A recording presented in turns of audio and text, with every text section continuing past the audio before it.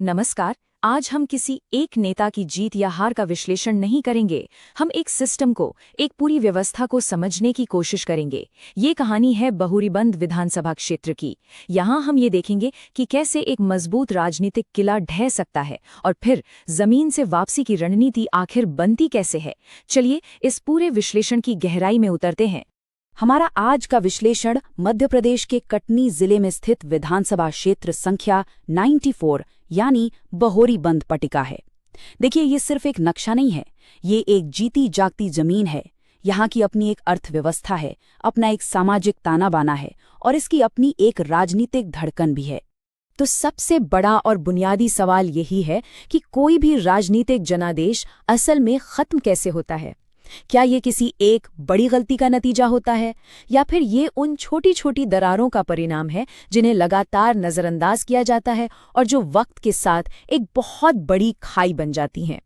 इसी सवाल का जवाब हम आंकड़ों और ज़मीनी हकीकत में ढूंढने वाले हैं। इस पूरी पड़ताल को बेहतर ढंग से समझने के लिए हमने इसे 6 हिस्सों में बांटा है।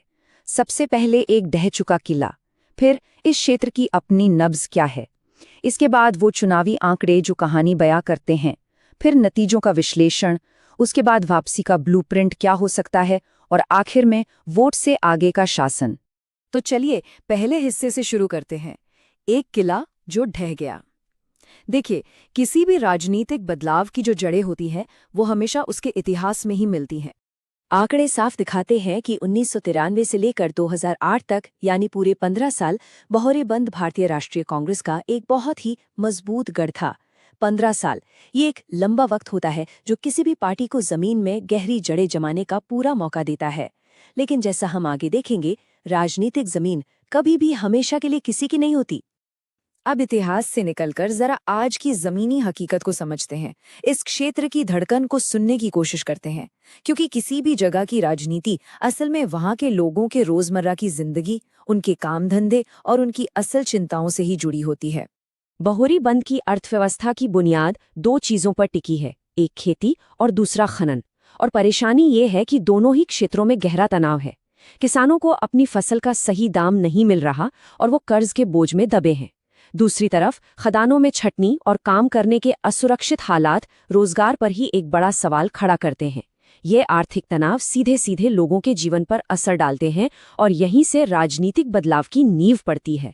ये स्लाइड उन तनावों को और भी साफ कर देती है। आप देख सकते हैं कि खेती से जुड़ी आमदनी और खनन में रोजगार के मुद्दे हाई यानी उच्च तीव्रता वाले हैं। इसका सीधा सा मतलब है कि ये वो परेशानियां हैं जो लोगों के दिमाग में सबसे ऊपर हैं। और जब हम लोगों की इन बुनियादी चिंताओं को समझते हैं तो हर व्यक्ति की गरिमा का सम्मान करना हमारी जिम्मेदारी बन जाती है। जिम्मेदारी के साथ की गई सार्वजनिक बहस ही एक स्वस्थ लोकतंत्र की पहचान है। जमीन देती कम है और खदानें ले ज्यादा लेती हैं, हमारे बच्चे काम करने कहाँ जाएं? ये शायद किसी एक इंसान का कहा हुआ वाक्य नहीं है, ये इस पूरे इलाके की सामूहिक आवाज है। ये भविष्य की चिंता है, एक पूरी पीढ़ी का दर्द है और एक ऐसा सवाल है जिसका जवाब मतदाता हर चुनाव में तलाशता है। तो अब जमीनी हकीकत से आगे बढ़कर चलिए उन ठोस आंकड़ों को देखते हैं जो इस बड़े बदलाव की पूरी कहानी कहते हैं, क्योंकि लोकतंत्र में दिन के अंत में संख्याएं ही जनादेश तय करती हैं। इस संख्या को ध्यान से देखिए, 402 वोट। साल 2003 में कांग्रेस ने ये सीट सिर्फ 402 वोटों के एक बहुत ही मामूली अंतर से जीती थी। हाँ, ये जीत तो थी, लेकिन ये एक चेतावनी भी थी, एक साफ संकेत कि पकड़ ढीली हो रही है और जमीन धीरे धीरे खिसक रही है। और अब इस संख्या को देखिए, 23,622 वोट। ये 2023 में कांग्रेस की हार का अंतर था। सोचिए, 402 वोटों की जीत से लेकर 23,000 से भी ज्यादा वोटों की हार तक का सफर। ये कोई छोटा मोटा बदलाव नहीं, ये एक जबरदस्त राजनीतिक भूचाल है। इस पूरी कहानी में एक और बहुत अहम किरदार है, बढ़ता हुआ मतदान प्रतिशत। देखिए, 2003 में जहां लगभग 69% लोग वोट डाल रहे थे, वहीं 2018 तक ये आंकड़ा 80% के पार पहुंच गया। इसका मतलब साफ है कि मतदाता पहले से ज्यादा जागरूक और सक्रिय हो गया था। और जब वोटर लामबंद होता है तो वो बड़े से बड़े राजनीतिक समीकरणों को बदलने की ताकत रखता है। अब हम अपने विश्लेषण के सबसे जरूरी हिस्से में पहुंच चुके हैं, नतीजों का विश्लेषण। आखिर ये राजनीतिक हवा का रुख पूरी तरह से बदला तो क्यों और कैसे बदला? ये टाइमलाइन पूरी कहानी को शीशे की तरह साफ कर देती है। देखिए, पहले 4 चुनाव लगातार कांग्रेस के पक्ष में और फिर अगले 3 चुनाव लगातार भाजपा के पक्ष में। ये सत्ता का एक बहुत ही स्पष्ट हस्तांतरण है। ये कोई एक बार की घटना नहीं है, बल्कि एक पैटर्न है जिसे समझना बेहद जरूरी है। तो ये पैटर्न बना क्यों? इसकी वजहों को देखें तो एक तरफ कांग्रेस का संगठन जमीनी स्तर पर कमजोर हो रहा था, पार्टी के अंदर गुटबाजी थी और स्थानीय नेतृत्व की कमी साफ दिख रही थी। वहीं दूसरी तरफ भाजपा के पास सत्ता में होने का फायदा था, एक मजबूत जमीनी नेटवर्क था और ओबीसी वोटरों को एक साथ लाने की एक सफल रणनीति भी थी। तो ये लड़ाई सिर्फ उम्मीदवारों के बीच नहीं थी, बल्कि 2 अलग-अलग संगठनात्मक सिस्टम के बीच की थी। तो विश्लेषण के बाद अब बात करते हैं समाधान की। देखिए, कोई भी राजनीतिक वापसी सिर्फ इच्छा रखने से नहीं होती है। उसके लिए एक ठोस रणनीति, एक पूरा ब्लूप्रिंट तैयार करना पड़ता है।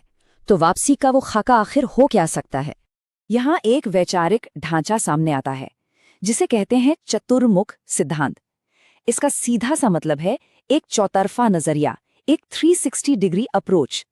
ये सिर्फ किसी एक क्षेत्र पर ध्यान देने के बजाय चुनावी, संगठनात्मक और संवाद की सारी कमजोरियों को एक साथ ठीक करने की रणनीति है। इस सिद्धांत के 4 मजबूत स्तंभ हैं। पहला है चुनावी, यानी हर एक बूथ के लिए एक माइक्रो प्लान बनाना और उन सामाजिक समूहों तक पहुंचना जिन्हें अब तक नजरअंदाज किया गया है। दूसरा है संगठनात्मक, यानी समितियों को गांव-गांव, मोहल्ले-मोहल्ले में शून्य से फिर से खड़ा करना।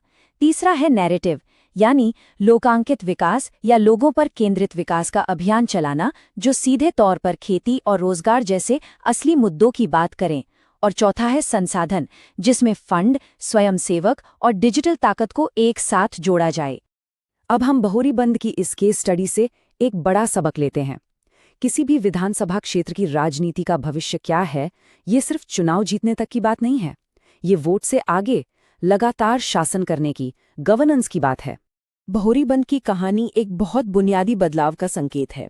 ये विरासत की राजनीति से डेटा पर आधारित और जन केंद्रित शासन की ओर एक बड़े बदलाव का संकेत है। और आज के डिजिटल दौर में इस नए शासन का एक अहम सिद्धांत है विश्वास।